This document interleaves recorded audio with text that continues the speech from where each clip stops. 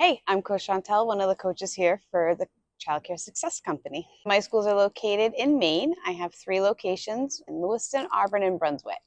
What inspired me to get into the childcare industry is I've always come from an education background. I did middle school teaching for a while, but when my kids were little, I was noticing that there was a lacking of social emotional development as well as childcare in our community.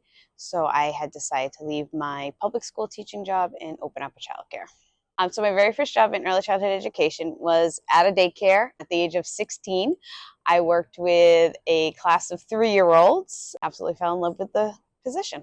So way back in 2019, we had some issues. I knew education and I knew childcare, but I didn't know the business aspect of it, and we were definitely struggling hardcore with that end of it, like how to be a leader, how to know my numbers, things like that. And so we had met with one of the coaches then and did a talk through and joined the academy February 2019, and the rest is history. Typical day for me when I'm not coaching is being in my schools. We spend about 80% of my time in my schools. I'm still a very hands-on owner.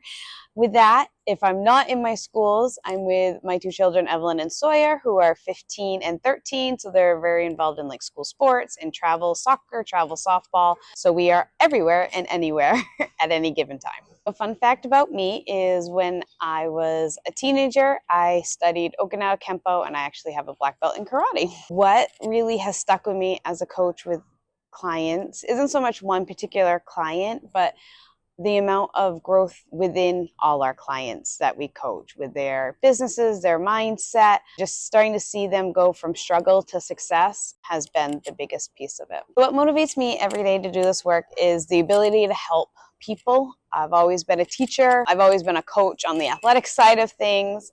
So being able to help other childcare providers just is naturally part of who I am, and I look forward to continuing to help more.